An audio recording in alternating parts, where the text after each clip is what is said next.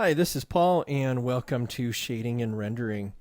In this lesson, we're going to go over UV coordinates and the UV texture editor window inside of Maya. So, to get started here, we're basically just going to define what a UV coordinate is. Now, I'll switch to a view here where I have my perspective window and my UV texture editor open so you can see what's going on.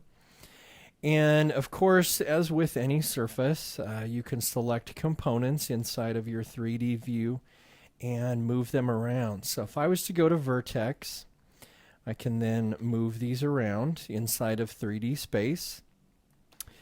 I can actually go to UVs inside of this window as well and select different UVs. Now you'll see that these UVs look just like vertices. And it's important to note that the UVs always set right on top of their corresponding vertices. So basically, inside of this window, I cannot move these UV coordinates around. They always have to set on these vertices. Now I can go in and move a vertex, and if I go back to UVs, you can see that UV follows it along wherever it goes. But important to note that you cannot move those UV coordinates inside of the 3D space. Now, if I jump over to the texture editor window here, you can see that when I select a surface, or when it's deselected, there's nothing inside of this window. But when I select the surface, you can see that it shows up inside of the editor. Now, you'll see this grid, bunch of numbers going on here. This is what is referred to as UV coordinate space. So you have 0, 0, 0 down here, just like your origin in your 3D view. And you can see numbers going positive and negative in each direction in U and V. So this upper right-hand corner right here is referred to 0 to 1 texture space. So when you're laying out your UVs for an object, you want to make sure that all of your texture coordinates reside inside of that 0 to 1 texture space in this upper right hand corner.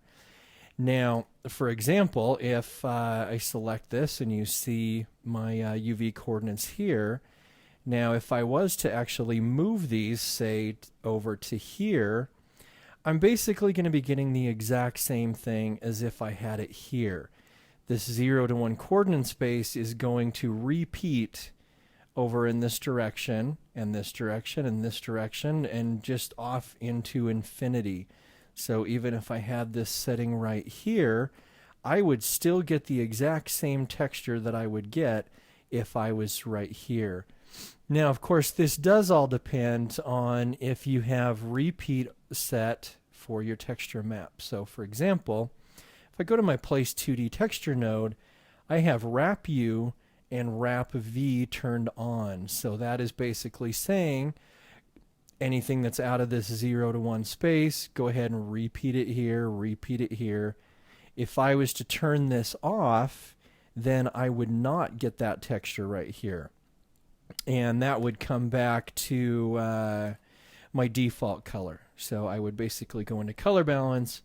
Right now, if I was to render this, this is what I would get if I had Wrap U and Wrap V off. Anything that's out of that repeat will go to this default color right here.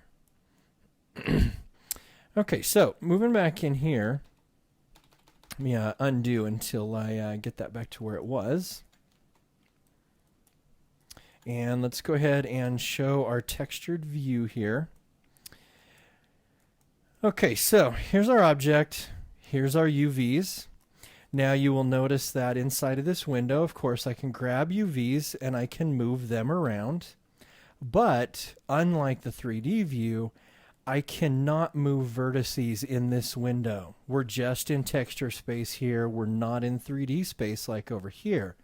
So in 3D space, we can move vertices, but we cannot move UVs around. In this space, we can move UVs around, but we cannot move vertices around. So very important that you keep that distinction. Now, sometimes it's very, very helpful to select UVs in this window and then come back to this window and do some of your editing at that point. All right, now, right now you're seeing just a basic grid on here, but sometimes it's nice to see the actual texture. So you've got this little face right here that shows display image on or off. And if I click that, then you will actually be able to see the texture map as it's being applied to this surface. All right, so what I'm going to do here is just kind of position these a little bit better. And I'm going to go ahead, right click. I'm going to go to UVs, and I'm going to grab this UV right here in the center. Basically, the best way to explain this is this window is saying, okay, here's our surface setting on here, and you can see those UVs up in the at the origin at +1, +1. This is showing how this texture is being laid out onto this surface. Now we can alter that. So if I grab this UV right here and I move it up a little bit, you can see what it's doing to our surface down here and how this texture is being applied to that surface. So you can see we've got UV, UV, UV, and UV making up this little square, or this polygon, if you think of it in terms of that over here in the 3D view. But you can see now that I've moved this one up into this red region up here. You can see now we're getting some of this red up in here. So you see this edge running from this point to this point. If I go right here, now we're just saying that that's running right along the yellow and the green, and it's running along the yellow and the blue. But if I move it up here, now you can see that edge runs along the green and into the red and then down into the blue.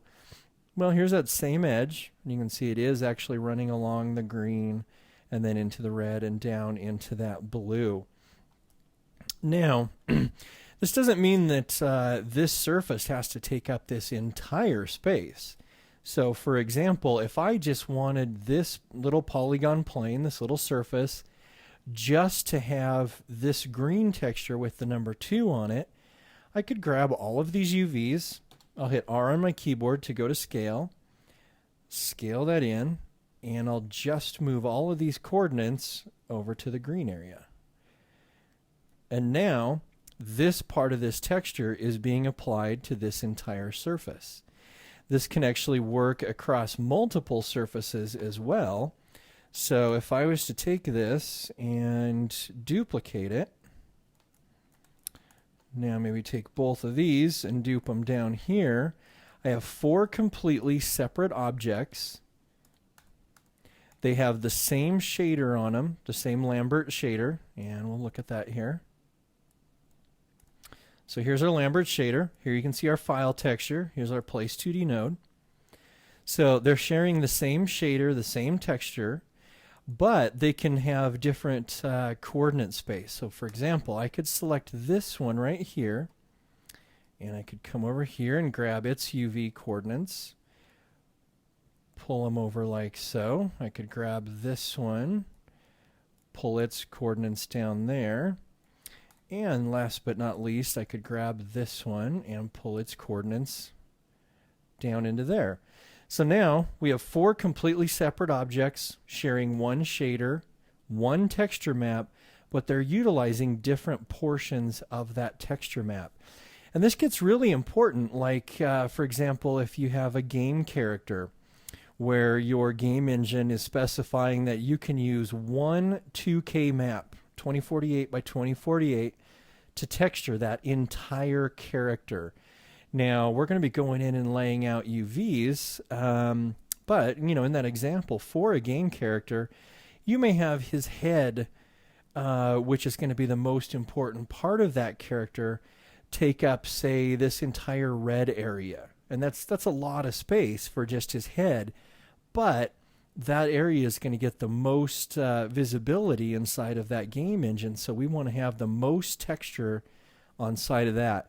Maybe his torso gets this number 3 area. His arms and legs you could fit inside of this area.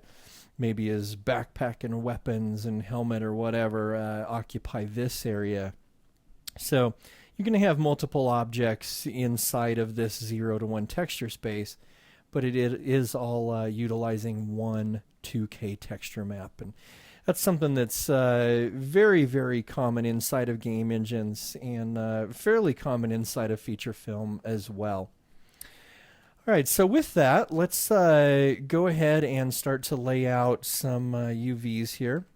I'll go ahead and delete those, and we'll jump into this. Just a very, very basic, extremely low poly little mailbox. So if I look at this, when I select it, I have nothing over here. There's nothing showing. Remember, like in the plane, when I selected this, I could see everything going on in here. But when I select this one, I don't. Now, that basically tells me that I have no UV coordinates set up for this object. If I was to apply a texture to this right now, it would do absolutely nothing except display itself very, very strangely. And I'll show you what that looks like here. I'll go ahead and create a new Lambert, and I'll go ahead and put a file texture on here. And this is a file that I use fairly often. And this is a UV grid that I use. And I'll show you some reasoning behind using this a little bit later. But for now, just notice that we do have a file texture on here. I'll go ahead and apply that Lambert to this surface, and notice what happens. Optimize this a little bit here. Now I do have wireframe unshaded on, so I'll go ahead and turn that off. But you can see I hit 6 and I should be displaying that texture on there. But I get this kind of diagonal line thing going on here and no texture being shown. That as well will tell you that you have no UV coordinates for this surface. So a couple of different ways to tell on that one. So if I go back and just hit 5 to go back into just a normal shaded mode, we'll start to lay out some UV coordinates for this. All right, so a couple different ways that you can do this. We're going to be working in the Create UVs menu. And you'll notice that you have planar, cylindrical, spherical, auto. What these do, and don't confuse these with jumping into Hypershade with a texture projection. This is really just a basic way of laying stuff out. It's not going to really keep any history around as far as being able to go in and adjust, say, the location of a spherical map if you're used to doing that inside a Hypershade for texture projections. This is just basically a tool to help you lay out or unwrap your objects to get into this texture space. So what you need to do is you need to look at your object and kind of pick apart just some really easy ways that you can set this up. Like, for example, all of these faces across here are in a very planar fashion, meaning they are all on one plane, kind of flat, going across there. So that would be a very, very good place to start. I'll go ahead and grab some faces here. So I'll grab all these across here, grab these ones, and these legs as well, just this front. It's they're not perfectly planar. They're kind of tilted in a little bit, but they're fairly close. So I'll go ahead and include those in this projection. And what I will do now is I'll go down to Create UVs, and I will do a planar map. Now, a little hard to tell what's going on at this point in time because everything's kind of squished up here. You can kind of see this little manipulator handle that it gives us. First thing you want to do when you do a projection like this one is you want to specify a height and a width of the projection. And you can see right now the height is almost 8 and the projection width is 0.16. So here you can see this really elongated little handle here. That represents my 7.971. And it's very, very thin. That represents my 0.161. So what you want to do is you want to come up with a good number here. plug it into both of these values, and make sure that you remember this number. It's going to be important later. So I'll drag through here and type in, say, 20 for those numbers. And now you can see it did spread that out quite a bit, as opposed to if I do 1.6, whatever it was, you can see now it's really pinched together like it was. So I'll go ahead and put 20 in there. And the reasoning behind this is we don't want to squish this together inside of this window. We want it to be a very true representation of the height and width of this object that we have here. Now, you'll notice, and I'm going to go ahead and turn this texture off by hitting this button up here, just so I can see what I'm doing.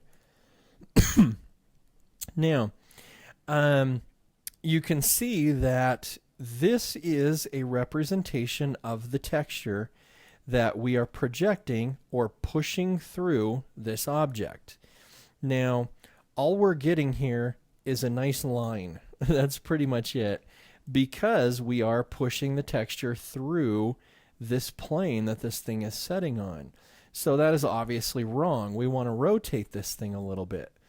Now, in order to rotate this, you have two different manipulators that you can use.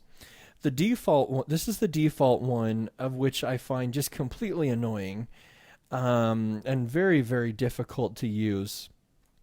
I don't normally use this one, but there is another one that you can use, and you can get to that by clicking on this big red T down here. So if I click on that, then you get manipulators that you're probably a little bit more used to inside of Maya. And remember, I want to rotate this thing on the y-axis. So a couple different things I can do. I can move, I can scale, pretty much what you're used to. Now to get to the rotate though, however, I'm going to have to click on this little ring here, and then that brings up my rotate manipulators. So I can now grab rotate and Y and rotate this thing around. And you'll notice over here in the UV editor what's happening as I turn it from this to this. Now we're starting to get a more true representation of what this object actually looks like. So what I will do now is I'll come back over here and I'll go ahead and just type in 0 just to keep this absolutely even. And you can see what we have here is an actual true representation of that. Now, just as an FYI, if I didn't have these number equal, I have 20 and then 15. Now, notice this is a little more elongated inside of here, which isn't going to work for us. So I'll go ahead and type 20 back in there. And there you go. That portion is now laid out. Now, one quick note here. You'll notice that I did actually rotate this direction. And there was a very specific reason that I did that. If you look in Hypershade, and we look at our texture that we're putting on here, you've got this representation of this texture here. And the bottom left-hand corner, again, think of your UV space that we just talked about, the 0 to 1 space. Remember, this is 0, 0, or 0, 0 at the origin right here. Well, that's going to coincide perfectly with this bottom left-hand corner. So, if I jump back here and I look at this manipulator that it gives me, you'll notice where that little T was, when I went to go get to this, that little T is going to coincide with that bottom left-hand corner. So now I know that if my bottom left-hand corner, my little T is here, that texture being projected onto these faces is actually being projected correctly, because if I put like a UPS logo here, I know it's going to turn out correctly, as opposed to if that T was over here, that UPS logo would be backwards. So you need to keep a good eye out for that one. All right, so with this, I'm going to go ahead and move this up and out of the way, because the next projection I'm going to do is going to show up right here, and I want this guy to be out of the way when I do so. And I'll jump back in here, and I'll go ahead and do this side quickly, grab the bottoms of those. All right, so we got those. I'll jump in, planar mapping. And again, first thing I need to do, remember that number that I used, which was 20. So that'll keep it the same size.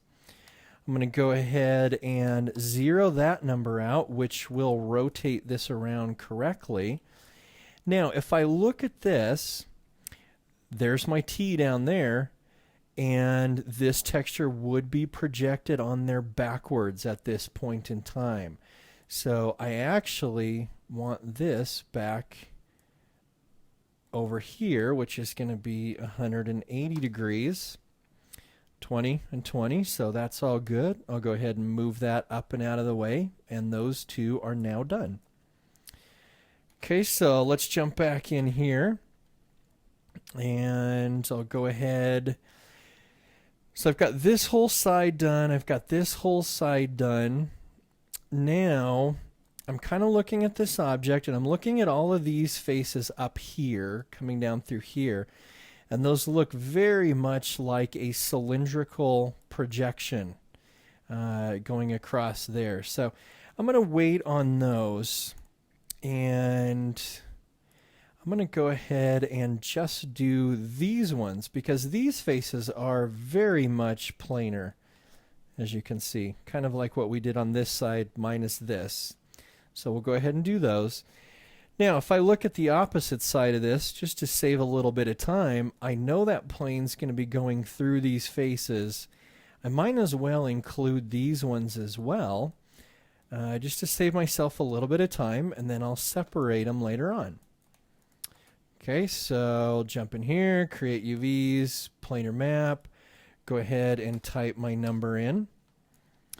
Now what's going to happen here is if I look at the back side of this mailbox, there's my T, and I know that this is going to be correct. Okay, lower left, so this texture is going to be good. Now if it's just pushing this texture through all the way to the back side, if I look at this side, there's my T. So this one right here is going to be flipped. This one is not going to be correct. But we can go back in later and fix this. All right, so we'll pull this one up out of the way. And there's what we've done so far. We'll go ahead and pull these in a little bit closer so we can see them. Now, if I was to grab these UVs and select them, you'll notice that they do correspond with the correct ones inside of here. And we do have both sides. So that basically tells me that I have two shells is the correct term, a shell. This is a shell, this is a shell, and I have two shells on top of each other. Now, what does a shell mean?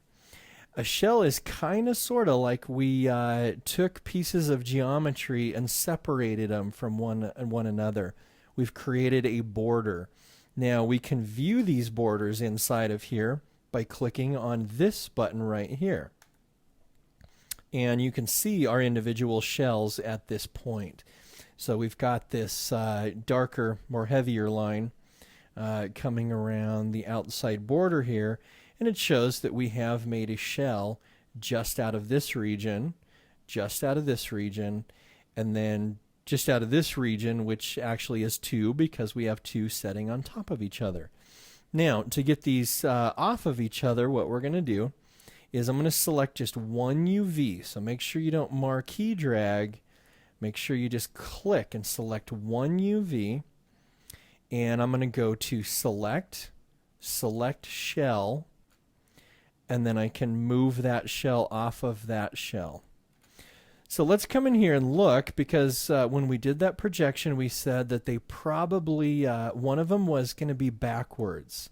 So let's take a look at what we have here. Now if I grab this UV, I can see that it is in this upper corner here. Grab the next one over, and it's there.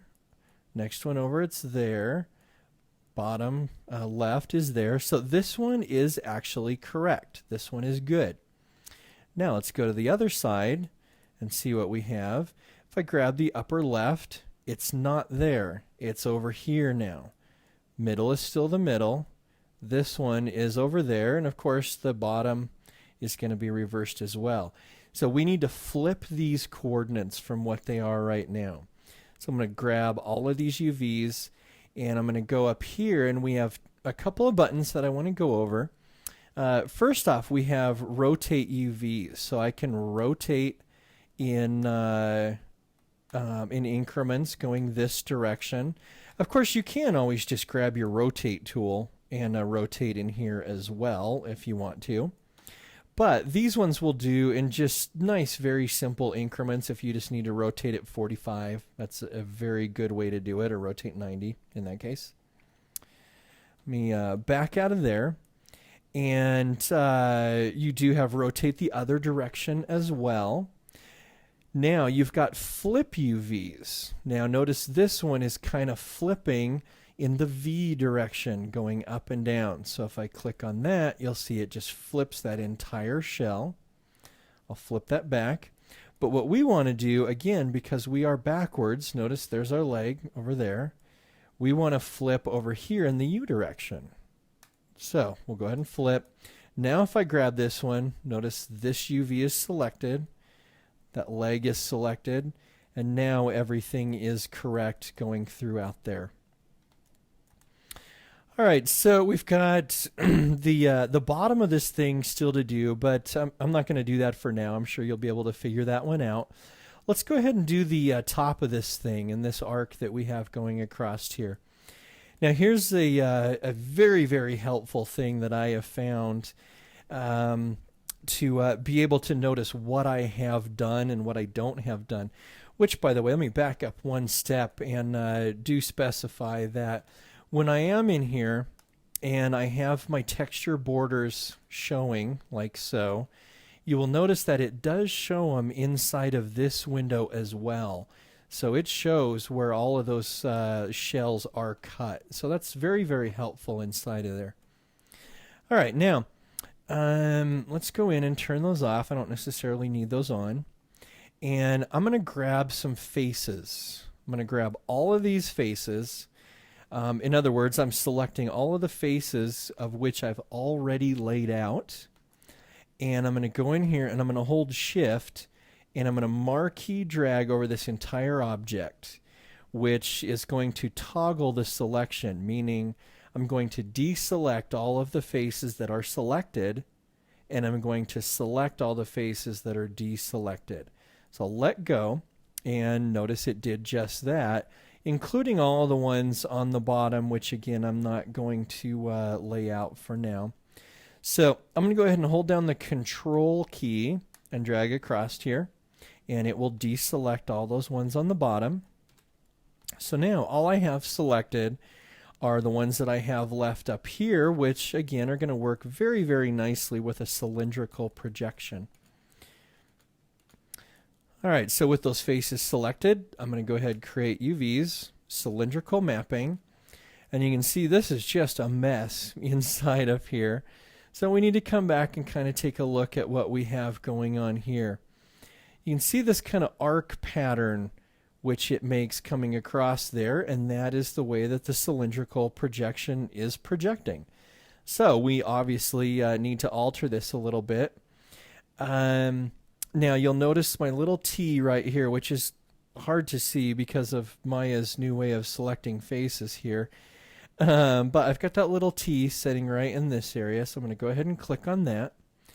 Click on my rotate ring, and I'm going to bring this up like so, so it matches the curvature of this. Now you notice I rotated negative 92, so I'll just do negative 90. Actually, for demonstration here, I'm going to go ahead and click on 90, because you'll notice if I look at this, notice how I just have one ring coming across here, and I've got several rings coming across here with my little T right here. This is the texture that's being projected right here. So you see I'm kind of flipped at this point. This texture is being projected in this arc going this direction, and I actually need it up on top here. And if I look inside of here, I still have quite a mess going on through here. So what I'm going to do is I'm going to go ahead and type negative 90 just to rotate that around. And you can see that now that texture is indeed up on top there, and that really helps things out. Now, what I'm going to do is, you can see it looks okay here. We've got kind of the front of the mailbox right here, and the back of the mailbox here. But my projection is actually up a little bit higher than I would like it to be. I want it to be really setting right in line with this thing. So what I'm going to do is I'll go ahead and just jump into my front view here so I can see what's going on. And there's my projection that I'm working with. And I'll go ahead and, for now, oops, I jumped out of that. Hang on. I need my manipulator back. There we go. I'll click on the scale, scale it up so you can see what's going on. And I'll jump back in my front view. Okay. And what I want is I want this thing, rather than setting up here where it was, it would make a lot more sense if it was aligned with this edge perfectly. So it matches that curvature a lot better. All right, so if I jump back in here now, there you can see my my UVs laid out. Now, you do have a couple different things. You do have this horizontal sweep right here, which is saying that, yes, I do actually want this to be 180 degrees. And I do have a projection height as well. Now, before we did that number of 20, and I wish this worked better, but unfortunately that does not work in this instance. And you will notice that it is very, very squished at this point. So that doesn't really make any sense for what we're doing. So you're going to have to kind of eyeball this one. All right, so we'll move that up out of the way, and I'll go back into my perspective view here. And I'll go ahead and hit the 6 key so I can see how my texture is laying out on here. Now you'll notice that you can see my my UV grid on here, and you can see what it looks like at this point in time. And it's just basically a series of grid units. It has some numbers in it which directly correspond with the 0 to 1 space in U and V. So you can see I've got 0.1 in V, and I have 0.04 in the U direction. And what this will do is this will just really help me to see if anything is being stretched out. When we did this first face right here, and I had that number of 20 and 15, and it kind of elongated this this surface inside of there. I'll just kind of show you what that looks like. Grab these UVs, and I'll stretch them out to about where it was right there. Now, if I look at this over here, you can see that I don't have perfect squares any longer. Everything is kind of stretched out a little bit. And you can see as I move this, you'll see all of that information change inside of there. So that's why it was so important to keep that number 20 and 20 so that all of that kept true to what the actual form is. And because we projected that straight on, you can see I have nice, perfect little squares on there at this point. So, as well, kind of an important thing for this object. Now, we pretty much did the 4 of these at 20 and 20 on that projection height and width. So, you'll notice this grid is the same size here as it is there, and there. But you notice up here, it's not the same. Okay, because there was really no reference for that 20 to 20 number on the width and height to do that, because we didn't do it as a planar projection. We did it as cylindrical. So again, we need to eyeball this, but the important thing here is, you get one of these grids on here, you work with it, it helps you to determine the size and how the texture is actually laying out on there. All right, so I'm going to grab all of these, and we're going to work with this one a little bit. I'm just going to roughly do this, and I'll go ahead and rotate it, and we'll come up here. Now, I know that this edge coming across here is the same as this edge right here as far as the width goes. So what I can do is find the corresponding edges here. So I'll go to Edge, Click on those, and I can see that this edge right here, when I select this one, it selects that one too, because remember, even though we have two different shells, these two edges are still exactly the same. There's no difference. It's the same edge, so it is seeing the exact same edge if I select these. All right, so if I go in now and grab these UVs, I can go ahead and pull them down, and I can scale this in a little bit. And what we're going to do is just match this fairly close here.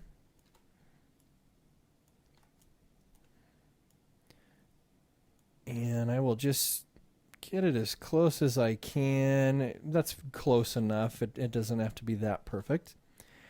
And I'll go ahead and move that up. Now, I know that this edge is that edge and that edge is that edge. Now, if I was to go in and keep that right there, then I would have an issue, and I'll kind of move this to stress that a little bit more, like so. Okay, two separate shells. They're not touching on the edge. Now, if I come back in here, you'll notice that I have a seam right here where those two pieces of texture don't match. So it's a good idea whenever you can to sew these two pieces together so we don't have that mismatch in texture. Just makes your texture painting easier. And you can see this corner as well, that corner as well. We have these individual patterns, or these individual shells, but this surface, this texture map isn't flowing all the way across this corner. So if you're just using Photoshop, and that's all you're using to generate your textures, you're going to have a bit of a problem here. You know, here it's on a corner, so it might be a little bit easier to deal with. But right here where this face just runs right into that face, that's going to be a lot harder to deal with. That's going to be an issue, this one as well. Trying to get those two separate textures to match each other. So you have to, at this point in time, really kind of gauge between what do I want to sew together?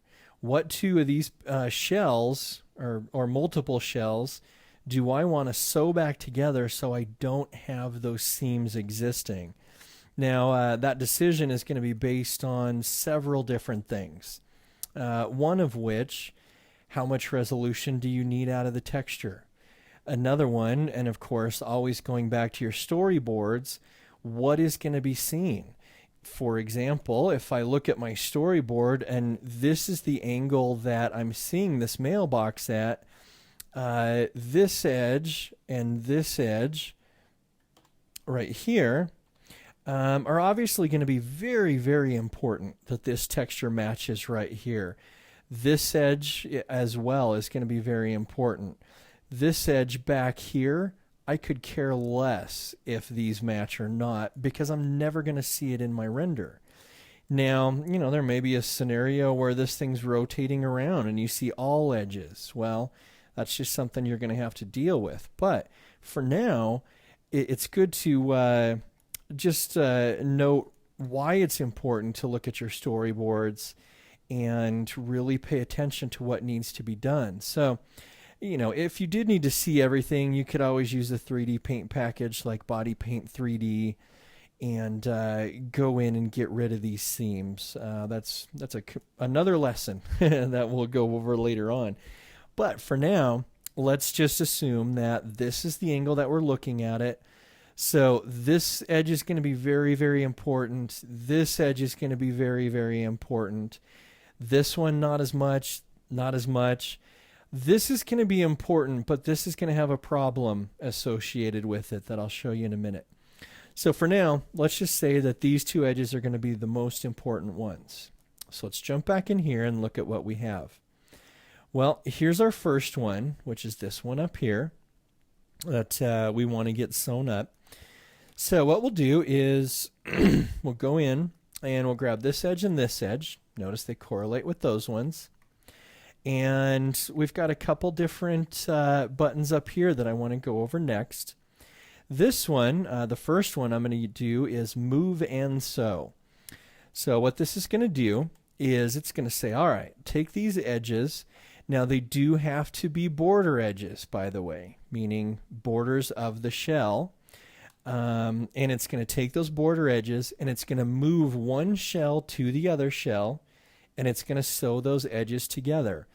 Basically, the way that this is going to work is it's going to take the one with the least amount of UVs and it's going to move it to the one that has the most UVs, just like so. All right, now another way that we could do this is we could grab these UVs and I could move these down and get them as close as possible. Now, for this instance, I'm going to go ahead and do them not so close just so you can see what's happening here. And I'm going to grab these edges and I'm going to do the one next to it. It has a little piece of tape just like this one does. But notice this one doesn't have a move manipulator on it. So this is going to sew them without moving them, but watch what happens.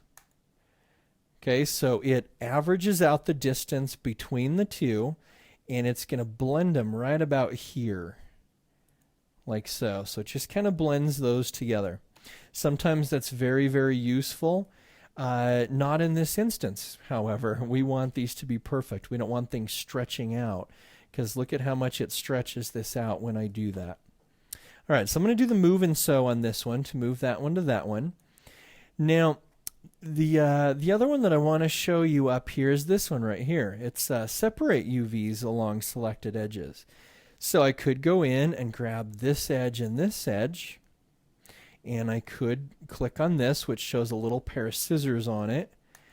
Now, it doesn't look any different, but if I click on this to toggle the texture borders, notice I do have a texture border there now. And if I was to go and grab one UV and then grab that shell, you'll notice that it is its own shell now. So you can separate stuff inside of this window as well. All right, I want to sew these back together. And I did say that it will only sew border edges. So in this example, I'll grab these two border edges, but I'll also grab this one in the middle too, and I'll go ahead and move and sew. But you'll notice it doesn't do anything with this one. It just ignores it because it's not a border edge. So do keep that in mind. Sometimes it's easier if you want to just grab an edge, just go like that, and then you can move and sew that. Doesn't matter that you have that one selected. All right, so now this edge right here, if I look back in here and I hit texture mode, you can see, actually I'll do that. Now you can see this flows right into that one. There's no seam running across there. That would be no trouble inside of Photoshop to get that thing textured. So that is good. Now, we said that this edge right here is going to be our next most important one. So let's jump back in here. And there you can see that edge. We'll go ahead and move and sew that one up to that. Now if I look in here, you can see that flows very, very nice. I'll undo that. So there it is before, and there it is after. That flows very nicely through there. Now we said that our third most important edge was going to be this one coming through here. This one's going to be a problem just because of the nature of how this thing is laid out. If I look at this, we've got, there's that edge right there. That would mean stretching all of these edges to match these ones, and I'll kind of show you what happens with this. I'll grab a couple of these edges and I'll go ahead and sew them together. And you can see what we've done is now we've really stretched out these coordinates, and you can clearly see that right here. Notice this text. Notice this text. Let me jump into object mode so you can see better. You can see that this is being stretched out here. You can see that this is being stretched out. It's causing problems up in here as well. So in this instance, if I undo that, there you can see it's all better now. You're probably better off just going through and dealing with the texturing process as opposed to going through and stretching your textures, because if you were to, say, go through and put some rust, like right here on this edge, if you go like that, now all the rust is going to be really squished together right here and stretched out over here, which isn't going to do you much good. It's going to look strange. So better off just dealing with the issue at this point in time. All right, so now let's take a look at this. That's the best we can do with that. Now these ones, you know, this edge right here really isn't going to make any difference because we're not seeing around that side. Same with this one right here. Let's just say, for example, maybe our camera moves from here to here. Well, now this edge has become important as well. So in this case, I would go through, take this, and sew that together. Grab this shell and move it out of the way. And now this edge is good. That one's good. And the back, we're just saying that, you know, we're not really seeing the back. That doesn't really make a whole lot of difference. So again, it just kind of depends on what is important for your shot. Now, you're never going to get this thing completely laid out where you have no seams. It's just not physically possible. So let's say that this one has become important. So we see this one in the shot. Maybe we start there and we rotate to there in our shot. We'll go ahead and add that one into the mix. Well, now this poses another problem to where, let me grab all these UVs. Remember, this entire object needs to fit into 0 to 1 texture space. So we'll get this whole object in here the best we can. And I'll scale this a little bit. Now, one thing that I really like to do that really helps out is don't pull this right to the very edge of your 0 to 1 space. Once you do bring this into Photoshop, it just makes it a little bit harder to texture. I always try to just give myself just a little bit on that edge to work with so it's not pushed right against the edge of my document in Photoshop. All right, so here we have this in 0 to 1 space. At this point, it doesn't really matter where along here we have it. It doesn't really matter. But the point is we're wasting a lot of space up here. We're only using about half of our texture map. Maya is going through, let's say we have a 2K map on here. Maya is calculating this 2K map, and we're only using this amount of it, which really isn't that efficient. So probably not the best practice to go through. If this edge, you know, was the most important, and we'll say this one was the second most important, maybe you keep those. Maybe we go through and we select these two. Again, click on the scissors. And we'll separate this shell. I'll go ahead and select that shell. And maybe we put him about there. Now this frees us up quite a bit by doing that, because now I can take all of this and I'll go ahead and scale this up. And you see we're using a lot more of that texture space at this point in time. Much more efficient. We're getting a lot more texture out of this. And of course, for this object, we still haven't done the bottom of this, which, you know, you can see our little transparent little lines on here. You know, all of that could be laid out in this space right here. So that would be a very efficient way of laying this object out. So that's the basics of laying things out. Now, we need to troubleshoot. We need to make sure that everything is okay in here. Best way to troubleshoot is to click on this button right here. And this is the toggle shaded UV display. If I click on this, you see everything kind of turns this kind of purplish color. Now, what you want to do is you want to go through your model. Now, this is a very basic model, so we're probably not going to come across a whole lot of issues here, but if you're texturing like a human face and you're laying out the UVs, it's very easy to get things overlapping.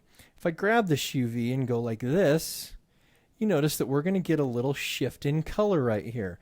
That tells me that we have an overlapping UV space. This is extremely bad in every sense of the word. ZBrush, Mudbox will completely freak out if you have overlapping UVs.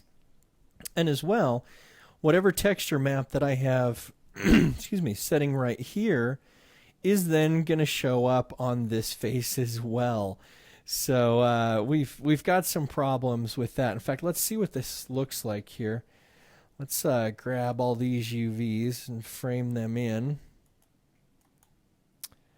And there you can see our overlapping that we have there. So clearly very, very large problem going on. All right, now I want to get this this back to where it was, and this brings up a very, very good point. I'll go ahead and grab this and just kind of bring it over here, and I want to line this up so it's perfect again. What I'm going to do is I'm going to grab the UV that I want to move. Now I want to move this up in this direction, and I want it to be aligned with this one. So I'll grab both of those UVs, and I'm going to go to this button right here that says align them to the maximum V value. Well, of these UVs, this one is the maximum value. So it's going to take this one and move it up to that one, like so. I'll grab these two, and I want to move this one over to that one. And so that would be this guy right here, which is going to go to the minimum U value, like that. Of course, you can align to this, align to that, but it won't move the one that is the furthest up. So, for example, I could pull this one down and this one down to there. And if I now grab all three of these, I want to align it to this one, which is the maximum V, which is this guy. And it'll line them all up to that. So kind of a nice way to get those things lined up inside of there. Okay, so the last part of this now is I'm going to go ahead and show you how to take this into Photoshop. Actually, before I do that, pardon me, we got on something there and we didn't finish. We were looking to see if all of our UVs were okay. So let's keep looking through here. Everything is good. And we've got a problem right there. Notice the different color that's going on this one, that one, and through there. So before we do our last step, we do need to finish this up and take care of that problem. And the reason that we have that problem, and that is right here, by the way, and actually just to kind of show you this a little bit better, I'm going to go ahead and move this type down like that. Now notice, if you look at like this 0, notice how there's the bottom of the 0, there's the top of the 0, but this is just pushing right through there. And that's because our UVs are too close. Remember, with our cylindrical projection, we projected that straight through this object. And so it didn't lay these out correctly. So we need to go ahead and fix that little area right there. So in order to do that, I'm going to go ahead. Now, multiple ways you can do this. You can grab these UVs individually all the way through there, because those are the ones that we want to move around. Or, I think in this instance, I think an easier route would be just to grab all of these faces right here. And then inside of our texture editor, I'm going to go to select, and I'm going to convert those faces to UVs. I'm basically saying, all right, all the faces that are selected, select all of the UVs that correspond with those selected faces. And you notice it grabs all of those faces, or excuse me, all of those UVs. Now, what I can do is I can go ahead and scale this down a little bit just to get it to where this amount of space, you can see this amount of space between these two edges, that's representing that. Now, if I look at this, I know this is a lot thicker than that is right there. And as well, I think they are actually overlapping as well. So watch what happens when I scale this down. You'll see this top line right here come in. So we can see they are actually overlapping like so. We were up in here. Now I'm pulling down into there. And we'll pull these in as well, because notice these ones are setting right on top of each other. And so we'll just go in about like that, and we just need to kind of eyeball at this point what we want this to do. I'm kind of looking at the shape of this polygon right here, and I'm trying to match it the best that I can through there. And I'm looking at my type and my grid and all of that stuff. All right, so I'm going to go about there. That looks pretty good. Now you'll notice that when I did that, I am going to get a little bit of stretching inside of here just because of the way that this comes diagonal like this. And notice these lines are no longer straight. They are actually coming at an angle now. So we did stretch these UVs a little bit, but it was kind of the lesser of two evils at this point in time.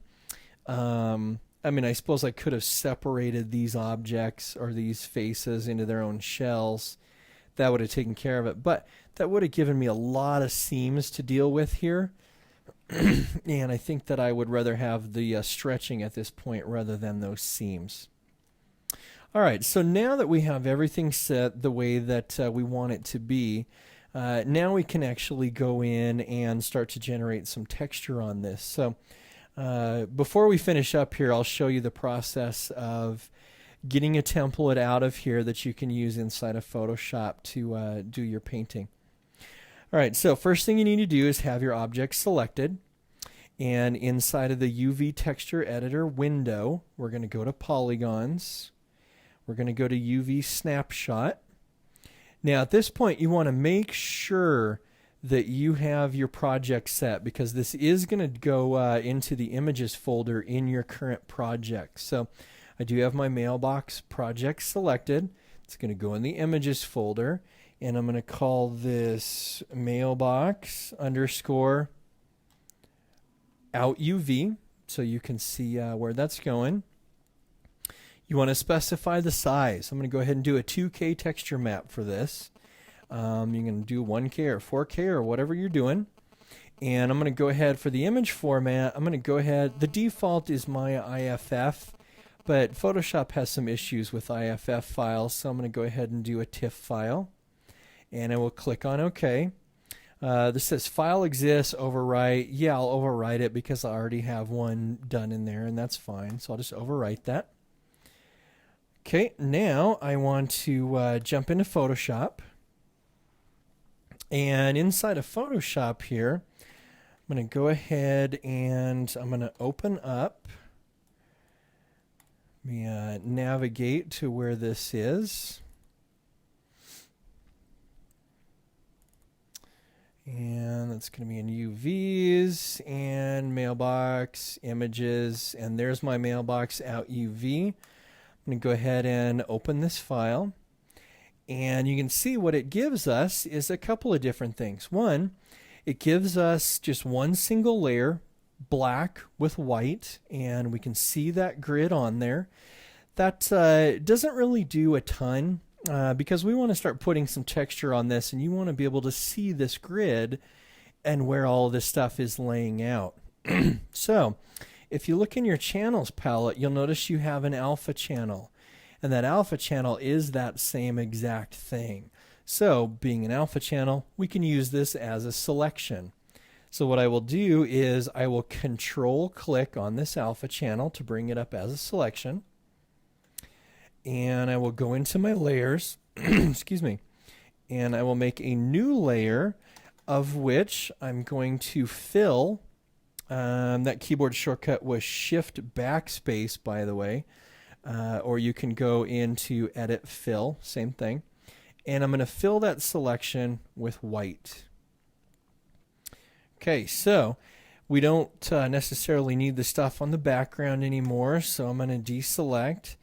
And I'm going to go ahead and fill that background just with black at this point in time. So now we have a black background, and we have a layer which just has our wires on it. So I'll go ahead and label that wires. Again, I always say it's so important that you go through and you name everything as you go. All right, so you can see we do have that on there.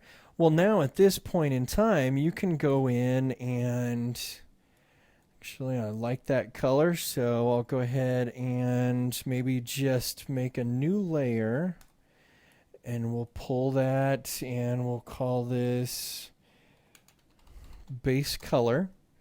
And I'll go ahead and fill that layer with the foreground color that I just specified. Well, and now, you can go in and put logos on it, grunge on it, whatever you end up wanting to do. But the important thing is we can now go through and paint right over these seams, and it's going to come out fine inside of there. Of course, if I go in and I do this, then that's going to be a bit of an issue. It's kind of tough. We know this edge corresponds with that one, but it would be extremely difficult to get these two to link up together. And that's where 3D painting is going to come into play. All right, so now that we've got this done, I would go ahead and save this with all of my layers in there so I can always come back to it. And usually what I will do for something like this is I'll go ahead and just do a save as. Generally something like this I would put into a textures folder inside of my my project. And what I want is I would probably just call this the mailbox build, and I would do this as a Photoshop file. I want to keep all my layers and my alpha channels, so I'll go ahead and dump that into the textures folder. So that is saved. I can always come back to it.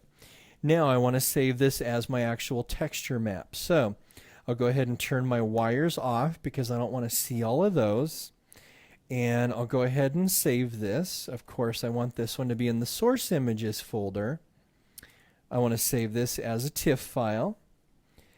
And I don't want any of my layers or alpha channels. I just want the color information that I'm seeing right here. So I'll go in and rename this mailbox color. And I'll go ahead and save this. I don't want compression on it. And it saved that. Jump back into Maya now. And pretty much all I need to do is jump back into Hypershade. And here's my shader that I'm using for this object.